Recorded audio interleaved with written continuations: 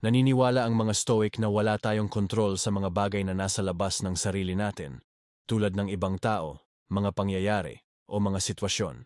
Ang tanging meron lang tayong kontrol ay ang sarili nating pag-iisip, desisyon, at kilos.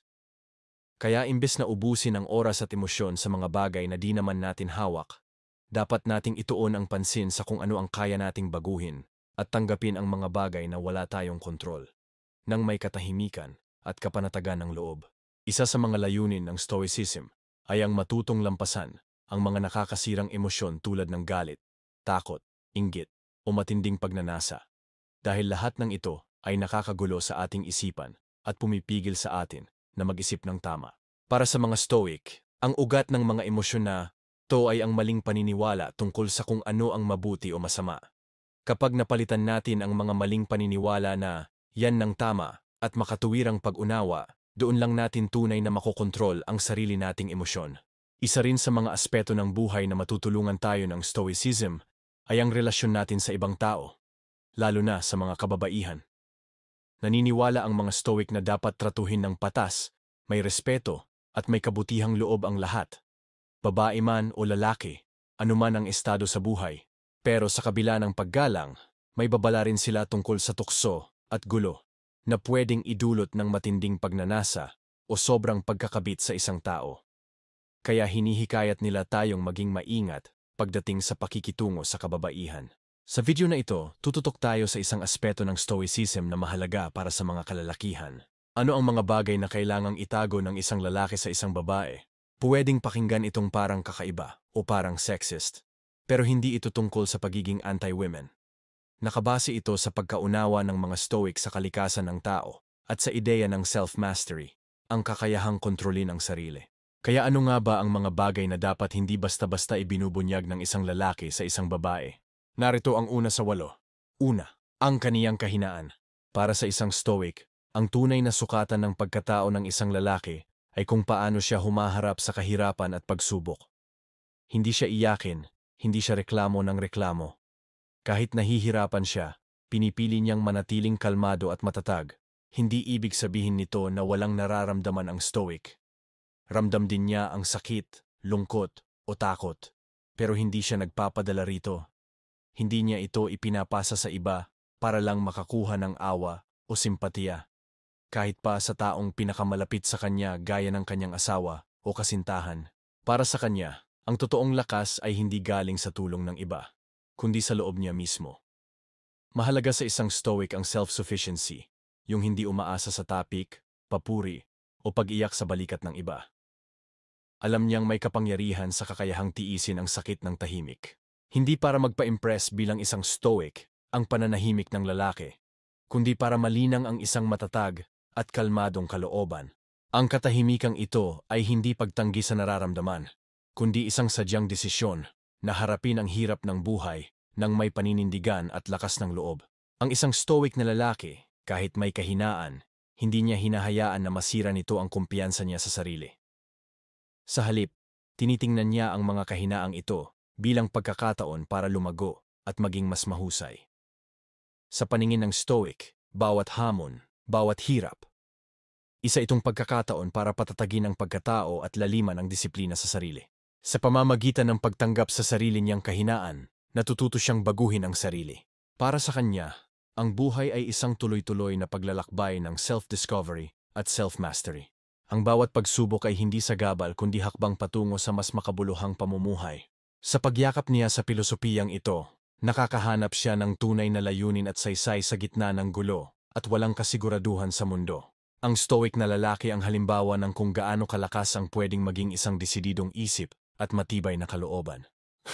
Pangalawa, ang kaniyang mga pagkakamali. Para sa mga Stoic, ang pagkakamali ay hindi lang basta pagkukulang. Ito ay mahalagang bahagi ng paglalakbay tungo sa karunungan at pagbabago. Ang Stoic na lalaki ay hindi takot humarap sa sariling pagkakamali. Pero hindi rin niya basta-basta itong ibinubunyag, lalo na kung pwede itong ma-misinterpret bilang kahinaan o pagiging tanga.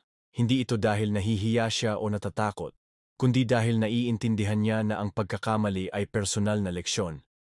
Hindi ito palaging kailangang i-share, lalo na kung hindi makakatulong sa usapan o sa relasyon. Para sa Stoic, Mahalaga ang kababaang loob at sipag sa pagharap sa pagkakamali. Alam niya na normal lang magkamali, pero hindi niya ito ginagawang biro.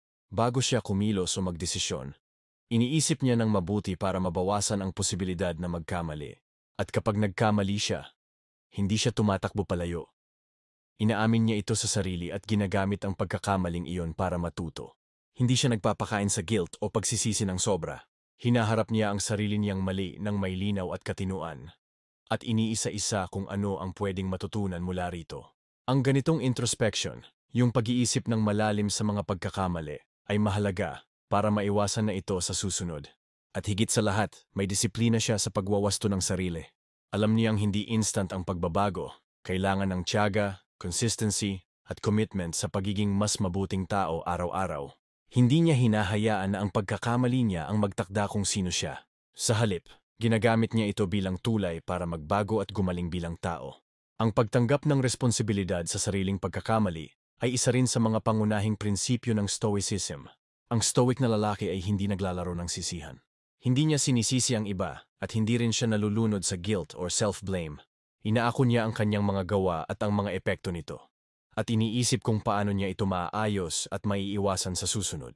Maganda ang sinabi ni Epictetus, isang Stoic philosopher. Hindi ang mga nangyayari sa atin ang nakakapagpagulo sa atin, kundi ang pananaw natin tungkol sa mga ito.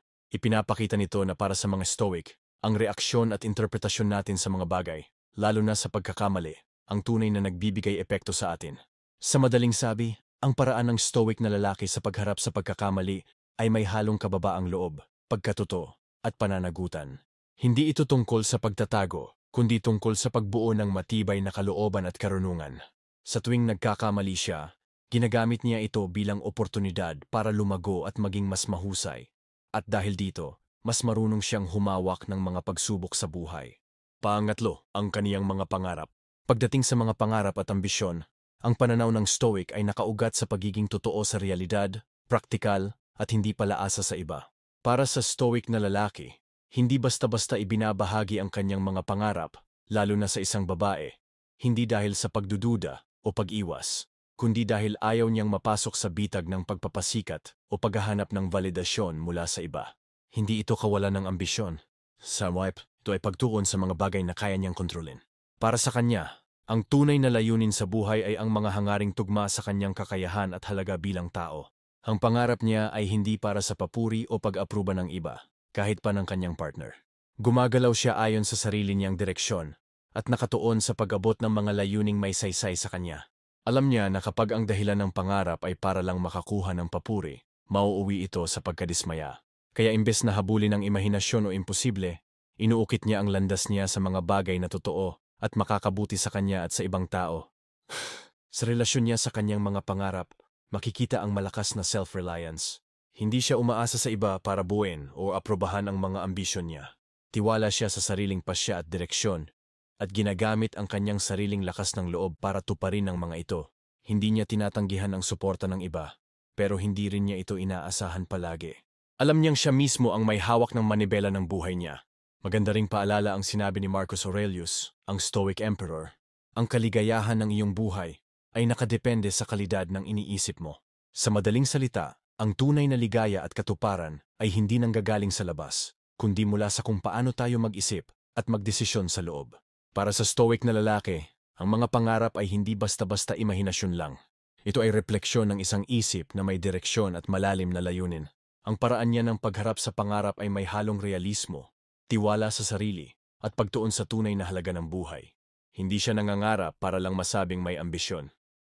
Ang mga hangarin niya ay nakabase sa kanyang kakayahan, prinsipyo, at kung ano talaga ang mahalaga para sa kanya.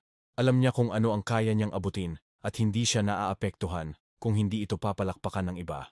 Ang mahalaga, ang layunin niya ay totoo sa sarili niya. Hindi para sa pansin, kundi para sa personal na katuparan. Pang-apat, ang kaniyang nararamdaman. Pagdating sa emosyon, may malalim at balanse ang pananaw ng Stoic na lalaki. Hindi siya robot, hindi rin siya nagpapanggap na wala siyang nararamdaman, pero marunong siyang magbantay sa nararamdaman niya. Hindi para pigilan, kundi para maunawaan at magamit ito ng tama. Ayon sa Stoicism, ang emosyon ay hindi kalaban, kundi signal mula sa loob ng sarili. Kung marunong kang makinig, malalaman mo kung nasaan ka. ano ang kailangan mong ayusin, at paano ka dapat kumilos. Pero alam din ng stoic na lalaki na kapag hinayaan ng emosyon ang magdikta sa kilos, madalas mauuwi ito sa maling desisyon. Kaya gamit ang emosyonal na talino, inaalam niya ang nararamdaman niya, pero ginagawa pa rin ang desisyon base sa lohika at values niya. Hindi rin siya basta-basta nagpapakita ng emosyon kung kanino-kanino. Hindi dahil nagmamatigas siya, kundi dahil alam niya kung kailan at paano ito ipahayag. Sa paraang makabubuti, hindi makasasama. Hindi rin ibig sabihin nito na hindi siya umiiyak o hindi siya nasasaktan. Pero alam niya na minsan, ang sobra-sobrang pagpapakita ng emosyon, lalo na sa partner niya, ay hindi laging nakakatulong sa relasyon. Ayaw niyang maging pabigat. Gusto niya ng relasyon na may respeto, pag-unawa at kontrol sa sarili. Pinipili niya ang tamang oras, tamang paraan, at tamang dahilan bago siya maglabas ng nararamdaman. Sa Stoicism, ang goal ay hindi ang maging manhid, kundi ang makontrol ang emosyon sa paraang makabuluhan. Ang nararamdaman ay hindi tinatapon, inaaral, iniintindi, at ginagawang gabay sa mas matinong pamumuhay. Sa huli, ang stoic na lalaki ay hindi lang basta matatag sa panlabas. Matatag siya sa loob dahil may balanse siya ng emosyon at isip. At sa mundong puno ng gulo, ang ganitong uri ng tao ang nagdadala ng katahimikan at direksyon. Panglima, ang kaniyang mga lihim. Para sa isang stoic na lalaki, ang disiplina, dangal, at respeto para sa sarili at sa iba ay mahalagang prinsipyo. Ito rin ang gabay niya sa kung paano niya hinahawakan ang mga personal niyang lihim, lalo na kapag may kinalaman ito sa pakikitungo niya sa isang babae. Ang pagiging tahimik tungkol sa ilang bagay ay hindi dahil gusto lang niyang magtago, kundi dahil alam niya ang kahalagahan ng pribadong buhay at kung paano ito konektado sa dangal ng isang tao. Para sa stoic, ang mga lihim ay hindi laging tungkol sa mga bagay na nakakahiya o masama. Minsan, ito ay mga parte lang ng buhay na masyadong personal, kaya mas pinipili niyang panatilihin ito sa sarili. Ang stoic na lalaki ay pinapahalagahan ang katahimikan ng kanyang panloob na mundo. Alam niya na hindi lahat ng detalye ng kanyang buhay ay kailangang ikwento, kahit pa sa pinakamalapit niyang tao. Mahalagang birtud sa stoicism ang discretion, ang pagiging marunong magtimpi sa salita. Kaya hindi siya basta-basta nakikisali sa chismis o paninira. Alam niyang ang ganitong asal ay hindi lang kawalan ng respeto sa iba, kundi nakakababa rin sa sarili niyang pagkatao. Tahimik siya hindi dahil sa takot, kundi dahil sa respeto sa hangganan at privacy, para sa sarili niya at sa ibang tao. Para sa stoic, mahalaga ang dangal at pagiging mapagkakatiwalaan. Hindi siya nanlilinlang o nagsisinungaling dahil alam niyang sisira ito sa tiwala ng iba sa kanya, at pati na rin sa moralidad niya. Kapag may taong nagtiwala ng sikreto sa kanya, pinoprotektahan niya ito. Hindi niya ginagamit o ibinubunyag para sa pansariling pakinabang. Para sa kanya, ang pagbabantay ng sikreto ay isang uri ng paggalang sa pagkatao ng isang tao. Ang ganitong pag-iingat ay hindi tungkol sa pagtakas sa katotohanan, kundi tungkol sa pag-alaga sa kabanalan ng personal na karanasan ng isang tao. Malaki rin ang tiwala ng stoic na lalaki sa sarili pagdating sa paghahawak ng mga lihim. Alam niya kung kailan dapat magsalita at kung kailan dapat manahimik. Hindi ito dahil sa kawalan ng tiwala sa iba, kundi dahil kampante siya sa sariling desisyon at may tiwala siya sa sariling pag-unawa. Maganda ang sinabi ni Cicero, isang stoic orator. Yung pinakabanal na bagay sa mundo ay ang kaluluwa ng tao. At sa pananaw ng stoic na lalaki, ang pagtatago at paggalang sa mga lihim, sa kanya man o sa ibang tao, ay isang paraan ng paggalang sa kaluluwa. Sa madaling sabi, ang stoic na lalaki ay maingat sa pagbubukas ng sarili. Hindi lahat kailangang malaman ng iba. Sa ganitong paraan, pinapanatili niya ang dangal, tiwala at linaw ng kanyang pagkatao. Pinapakita niya na ang buhay na may prinsipyo ay hindi palaging maingay. Minsan, nasa katahimikan ang tunay na lakas. Pang-anim, ang kaniyang sakit. Ang stoic na lalaki ay niyayakap ang pilosopiyang ito. Naharapin ang sakit sa buhay ng may tiyaga, tapang, at kahit sa gitna ng hirap, may ngiti pa rin. Kapag nasasaktan siya, hindi siya nagrereklamo o nagpaparinig. Hindi siya naghahanap ng awa. Sa halip, tinitiis niya ito ng may dignidad at pasasalamat dahil naiintindihan niyang may halaga ang sakit. Hindi para pahirapan siya, kundi para hubugin siya. Hindi ito tungkol sa pagiging martir. Alam niyang ang sakit ay bahagi ng paglago. Lahat ng sakit ay may aral.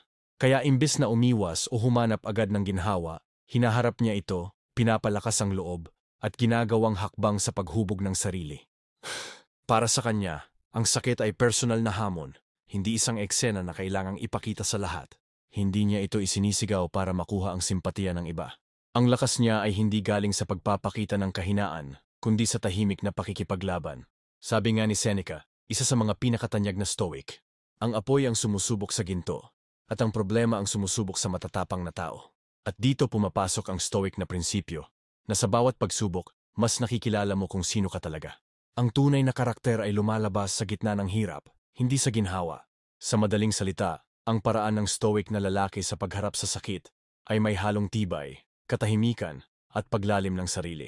Kahit mahirap, pinipili niyang ngumiti. Hindi dahil hindi siya nasasaktan, kundi dahil hindi siya nagpapatalo. Ang sakit ay hindi lamang bagay na kailangang lampasan. Ito ay daan para mas maging matatag, mas mapayapa, at mas buo bilang tao. Pangpito, ang kaniyang kaligayahan o pagnanasa. Sa Stoicism, ang pananaw sa pleasure o mga bagay na nagbibigay sarap o saya ay hindi ipinagbabawal, pero tinuturuan kang mag-ingat. Lalo na pagdating sa relasyon, lalo na sa babae, mahalaga ang timing, disiplina, at kontrol. Para sa Stoic na lalaki, ang kaligayahan ay hindi masama. Pero kapag sinobrahan, inabuso, o inuna palagi, pwedeng itong maging addiction o distraction. Hindi siya alipin ng sarili niyang mga gusto. Nakikinig siya sa isip, hindi lang sa katawan. Oo, marunong siyang magsaya at mag-enjoy sa buhay. Pero alam niyang pansamantala lang ang mga ito. Kaya lagi siyang may tanong sa sarili. Makakatulong ba ito sa akin sa pag-unlad? Magiging mas mabuting tao ba ako dahil dito? Kung hindi, handa siyang umiwas o umiwas muna. Ang totoo, hindi siya deprive. Hindi rin siya boring. Ang totoo, marunong lang siyang magbigay halaga sa balanse. Alam niyang ang sobrang paghahangad ng sarap ay dulo ng pagkabigo. Kasi ang taong hindi marunong makontento, laging kulang. Pangwalo, ang kanyang pag-ibig. Sa Stoicism, kakaiba ang pananaw pagdating sa pag-ibig. Para sa isang Stoic na lalaki, ang pagmamahal ay hindi tungkol sa pagkalunod sa damdamin o pagiging dependent sa ibang tao. Sa halip, ito ay pagmamahal na may kasamang kalayaan, respeto, at tamang pag-iisip. Mahal ng Stoic na lalaki, pero hindi siya nabubulag sa emosyon. Hindi siya nagmamahal para kumapit. Nagmamahal siya ng malalim, pero hindi nawawala ang kanyang sariling pagkatao. Hindi niya hinahayaan na ang pagmamahal ay maging dahilan para mawala siya sa sarili niyang prinsipyo. Kapag nagmamahal siya, nirerespeto niya ang kanyang kapareha. Pantay, buo ang dignidad, at malaya silang pareho na mag-grow bilang tao. Para sa kanya, ang pag-ibig ay hindi pag-aari. Hindi ito demand, isa itong regalo na dapat pahalagahan. Hindi niya kailangan laging magsabi ng mahal kita, dahil pinaparamdam niya ito sa mga gawa, sa mga simpleng bagay, sa pag-intindi, sa pagsuporta. Ang pagmamahal niya ay hindi lang naririnig, kundi nararamdaman araw-araw. Sabi nga ni Marcus Aurelius, "The best way to avenge yourself is not to become like the wrongdoer." Ang ibig sabihin nito, kahit masaktan o mabigo, hindi siya bumababa sa antas ng nanakit sa kanya. Sa pag-ibig, pinipili niyang manatiling totoo sa sarili, hindi nagpapadala sa galit, tampo, o pride. Ang Stoic na lalaki ay marunong magmahal, pero hindi niya kinakalimutan ang halaga ng kanyang dignidad, kalayaan, at tamang pag-iisip. Kaya niyang makipagrelasyon na may lalim, pero hindi nawawala sa landas. Ito ang ikawalong bagay na kailangang itago ng lalaki sa babae, ang kanyang buong pag-ibig. Hindi dahil sa pagtatago para magsinungaling o lukuhin. Hindi rin ito tungkol sa pagiging malamig o malayo. Ito ay tungkol sa pagiging totoo, pero mahinahon. Sa pagiging tapat, pero may sariling paninindigan.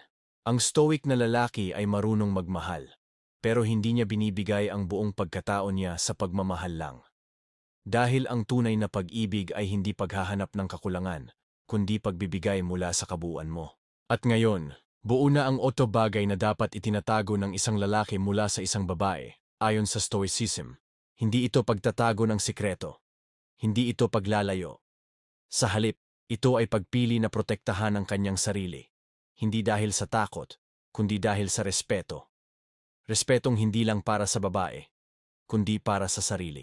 Ang lalaking Stoic ay hindi nagpapakitang mahina, pero hindi rin siya nagpapanggap na malakas. Tahimik siyang matatag, hindi siya umaasa sa awa, kundi sa sariling lakas ng loob. Sa pamamagitan ng pagtatagong ito, hindi niya tinatakpan ang sarili. Ipinapakita niya kung sino talaga siya. ang kanyang tapang, ang kanyang talino, ang kanyang integridad, ang kanyang disiplina, ang kanyang saya, ang kanyang moderation, at ang kanyang totoong pagmamahal.